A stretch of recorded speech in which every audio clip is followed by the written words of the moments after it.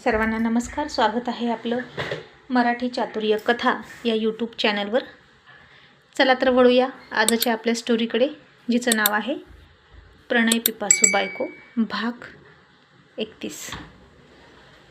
मग थोड्या दुराव्यानंतर विजय आणि मंजूचा हॉट रोमॅन्स झाला आणि ती तृप्त होऊन म्हणाली, बास आता 1 महिना काही नको. आणि तो म्हणाला, अशीच म्हणतेस, उद्या लगेच तयार असते. किती दमवतेस ग तू मला. काय ग, इतकी सेक्स पॉवर कुठून येते तुझ्यात की रात्रंदिवस तोच विचार असतो मनात. आणि ती जीभ चावून हसली आणि म्हणाली, जानू आता रोमॅन्टिक स्टोरी लिहिते ना, मग स्टोरीमध्ये रोमॅन्स घालावा लागतो. काही कपलला चोरून रोमॅन्स करावा लागतो, काहीला हनीमूनला पाठवावं लागतं, त्याच्यामुळे असं होतं. आणि तो खूप हसला आणि मला, अरे देवा असं आहे होय. तुझ्या त्या कपलच्या आईला थोडं कमी रोमॅन्स करा म्हणावं. मंजू म्हणाली, ते तर माझ्याच हातात आहे. मग दुसऱ्या दिवशी तो तिला म्हणाला, आता आपण एका ठिकाणी निघतोय, तिथून मुंबईला जाऊया. मुंबईमध्ये 1 रात्र जायचं राहायचं आणि उरलेले बाकी दिवस तिकडे जाऊया.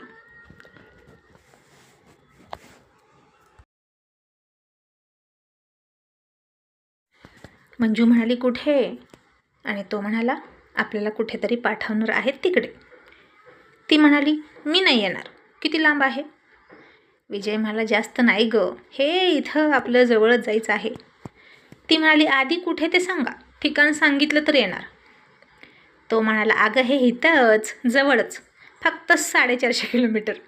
तसं तिनं डोळे मोठे केले आणि म्हणाली, मी आणि 450 किलोमीटर प्रवास करायचा, येताना पुन्हा 450, त्यातून पुन्हा मुंबई. मी अजिबात येणार नाही. विजय म्हणाला, मंजू नाही आलीस तर सगळं मिस करशील बरं का, चांगली संधी आहे. अगं मी नेहमी तिथे जातो दरवर्षी, पण यंदा तूही बघावं एकदा तरी तिथं येऊन असं मला वाटतं. खूप सुंदर जागा आहे, तुला तिथून हलावंसं वाटणार नाही. मी आणि आपलं बाळ तर जाणार आहोतच, पण तू एकटी काय करणार इथं. आणि मला तुझी काळजी वाटते आणि तुला आमची काळजी वाटणार. त्यापेक्षा चल ना, विथ फॅमिली एक छान ट्रिप होईल. ती म्हणाली, पण माझ्या उलट्या होतात, पाय सुजतील, त्याचं काय. विजय म्हणाला, तुझं जे काही होईल ना ते बघायला येईल, चल ना. असं म्हणत त्यानं तिला सोबत घेतलीच. आणि सकाळी सकाळी ते तयार झाले आणि त्यानं फसा अंगावर सेंट मारला आणि अख्ख्या घरभर त्याचा वास पसरला आणि तिला उलटी आल्यासारखं आत्ताच झालं. आता ती म्हणणारच होती की जानू माझ्याकडे यायचं नाही आणि माझ्या अंगावर मारायचं नाही. तर त्याआधी विजयच तिची नक्कल करत मला, जानू माझ्याकडे यायचं नाही बरं का, मला उलटी होते, नाहीतर बघाच.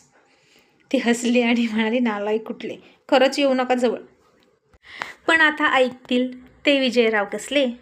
त्यानं तिचा पदर उचलला, तिच्या पोटावर सेंट मारला, तिला थंडगार लागलं आणि अंगावर शहारा आला. मग त्यानं तिची वेणीवर उचलली, पाठीवर मारला, दोन्ही हात उचलले स्वतःच पकडून आणि म्हणाला, आता खाली बसून साडीवर करून आतमध्ये मारू का. तसं तिनं त्याच्या गालावर एक हलकी चापट दिली आणि म्हणाली, आगाऊ कुठले. तुम्हाला सांगितलं ना मला नाही आवडत हे असलं काही, तर कशाला मारता. आणि तो म्हणाला, अगं काही नाही होत, खरं तर हा बॉडी स्प्रे आहे, पण तू कपडे घातले म्हणून फक्त बॉडीवर मारला, कपड्याच्या आतून, की तुझे तू कपडे काढतेस मी सगळीकडे मारतो. ती हसली आणि म्हणाली, जा तिकडे. मग आता ते गाडीत बसले आणि तिच्या बाजूला सूर्य उदय झाला होता, ती पूर्व दिशा होती. आणि मंजू म्हणाली, सारखं जाईल तिकडं, माझ्याच बाजूला कसं काय ऊन येतं हो, मी काय पाप केलंय कुणास ठाऊक. त्या दिवशीसुद्धा मोठ्या दादूकडे जाताना असंच झालं. जाताना तिच्या बाजूला पूर्व दिशा आणि येताना सायंकाळी तिच्या बाजूला पश्चिम दिशा, त्यामुळे तिलाच अख्खं ऊन लागायचं. आणि विजय म्हणाला, पापी आहे तू, पापी, म्हणून तुला असं होतं. मंजू म्हणाली, अच्छा काय पाप केलं मी. विजय म्हणाला, नवऱ्याला छळते, शिव्या देते.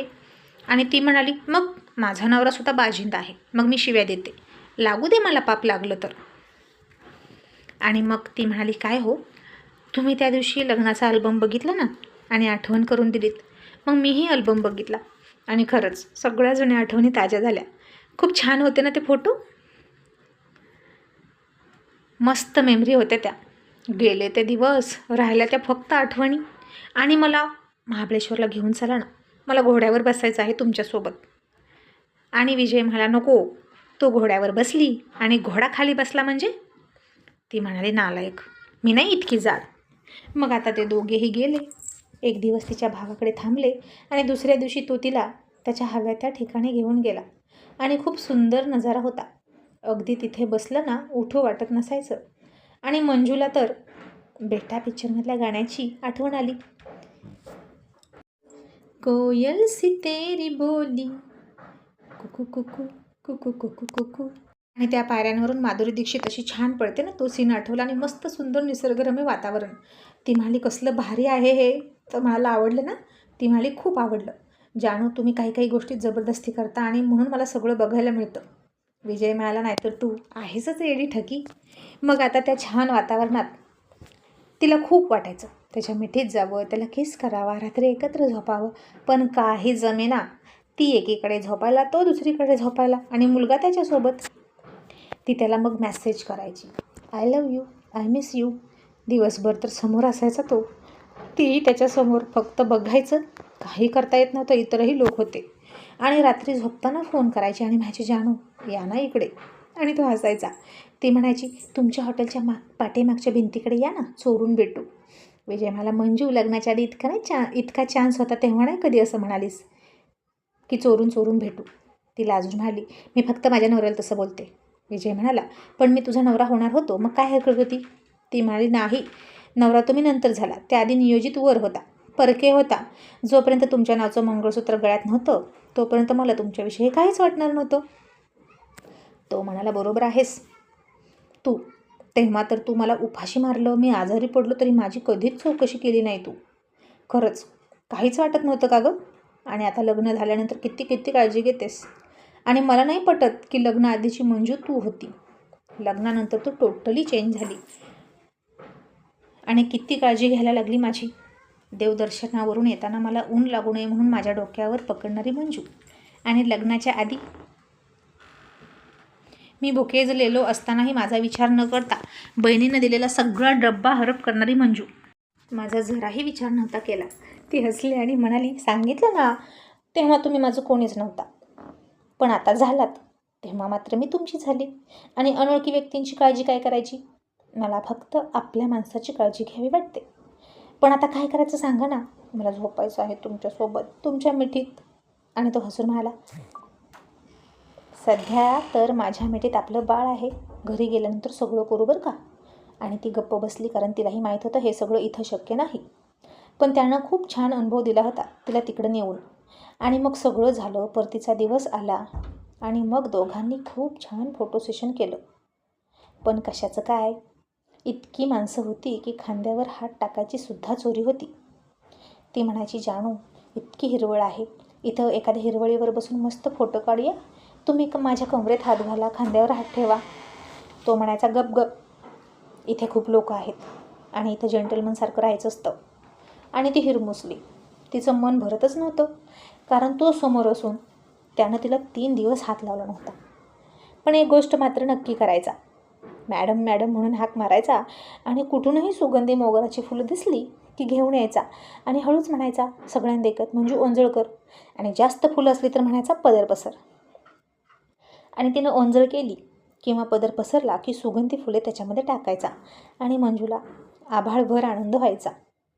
आणि त्याच्याही पुढे जाऊन ती म्हणायची मग माझ्या केसात घाला फुलं.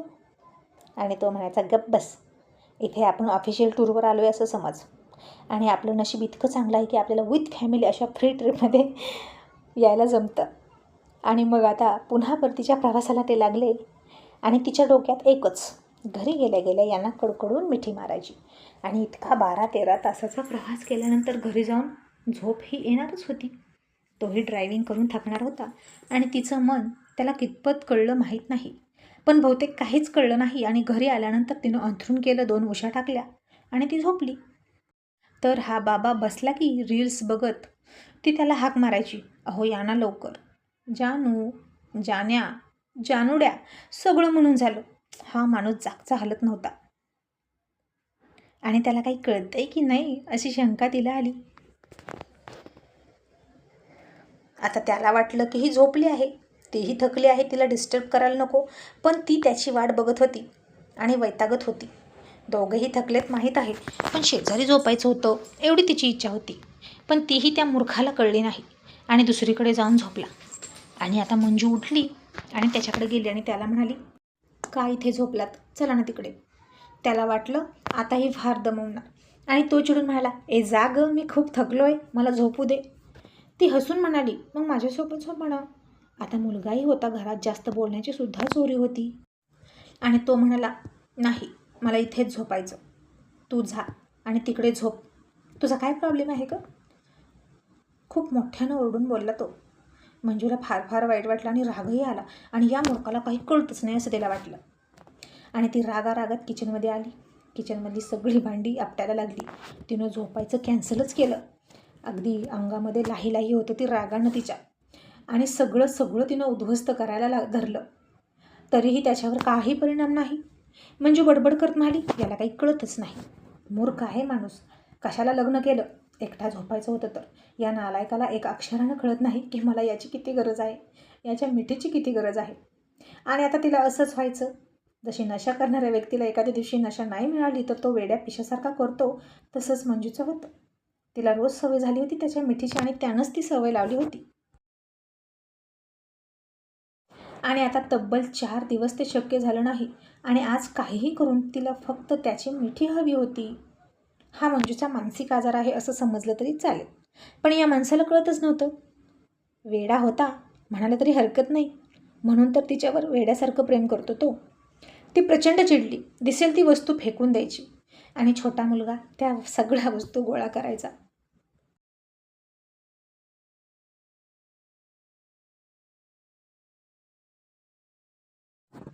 आणि तो तिकडे ढाराढूर झोपला होता. मंजू चिडलेली आहे तरी तिला विजयला फरक पडत नव्हता. तो निवांत झोपला होता आणि ही विनाकारणच चिडते असं त्याला वाटलं आणि त्याचाही राग वाढत होता. मग आता तो काहीच तिची दखल घेईना, दुर्लक्ष करतोय म्हणून तिनं सरळ साडीच घातली आणि म्हणाली, मी निघाले आईकडे. अंगाची लाही होत होती, डोळे पाण्यानं भरून आले होते, रडत होती ती. अपेक्षा फक्त एकच, त्याने जवळ घेऊन मिठीत घ्यावं, बाकी काही नाही केलं तरी चालेल. आणि तो वेडा माणूस तिकडे निवांत झोपला होता. झोपला कसला, मंजूचा सगळा तमाशा ऐकत होता. इतक्या दिवसानंतर घरी आले होते आणि घरी येऊन तासभरसुद्धा झाला नव्हता तोपर्यंत हा गोंधळ सुरू झाला. आता मंजूनं मोबाईल घेतला, पर्स घेतली, साडी नेसली, मेन डोअरच्या बाहेर निघाली. इतक्यात तो उठला. तिला सगळं करू दिलं, पण ती जाणार इतक्यात उठला आणि हाताला खेचून मागं ढकलली आणि म्हणाला, कुठं चाललीस. ती म्हणाली, काय करायचं तुम्हाला, जाऊ द्या मला, तुम्हाला बायकोची गरज नाही, तुम्ही झोपा. विजय म्हणाला, अगं तू बावळट आहेस का, इतकी प्रवासावरून आली, दमली आहेस, मग झोप ना गुपचूप, तुला मी काही म्हणालोय का. तू तिकडे झोपली आहे, मी इकडे झोपलोय, मग तुझा काय प्रॉब्लेम आहे. आणि मंजूचा नेमका हाच प्रॉब्लेम होता. तू माझ्याशिवाय कसा झोपू शकतो, माझ्यासोबत झोप असं म्हणायची, पण उघड बोलता येईना. किती लाजिरवाणं वाटतं ते. ती नुसतीच म्हणायची, तुम्हाला माझं मन कळत नाही, तुम्हाला माझी मानसिक गरज कळत नाही. आणि तो म्हणायचा, तुला मस्ती आली आहे म्हणून अशी करतेस. ती चिडून म्हणाली, मग मस्ती आली तर जिरवा, पण तुमच्यानं ते शक्य नाही, बसलाय घोरत. तो डोक्यावर हात मारून म्हणाला, मग काय करू, मला पुन्हा स्कूलमध्ये जायचं आहे, तू जरा शांत बसतेस का. अगं का तमाशा लावला आहेस विनाकारण. तसं बघायला गेलं तर हा विनाकारणच तमाशा होता, पण मंजू चिडली की कुठल्याही गोष्टीवरून धिंगाणा घालायची.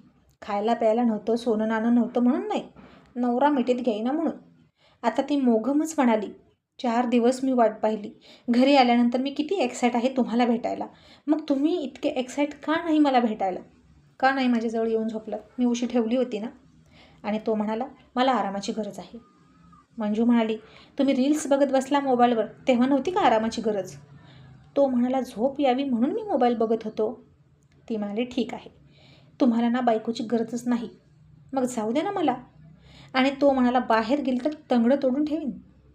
ती म्हणाली, ठीक आहे, मरते मी, पेटवून घेते. म्हणून चक्क या बाईनं माचीस पेटी हातात घेतली आणि विजयनं तिच्या हातातून ती माचीस पेटी ओढून घेतली आणि म्हणाला, मूर्ख बाई, अगं कशाला मस्ती येऊ देतेस, शांत राहा. आणि मंजूला वाटत होतं, एवढा मी धिंगाणा घालते, एवढी तळमळते, एवढं सांगते तरी हा मला जवळ का घेत नाही. एकदा जवळ घ्यावी, एक मिठी मारून समजूत काढावी, कितीसा वेळ लागतो. आणि आता तरी तो मिठी मारणं शक्यच नव्हतं, कारण तो फार चिडला होता. शेवटी मंजू रडत रडत दुसऱ्या बेडरूममध्ये झोपली आणि तो तयार होऊन स्कूलमध्ये गेला.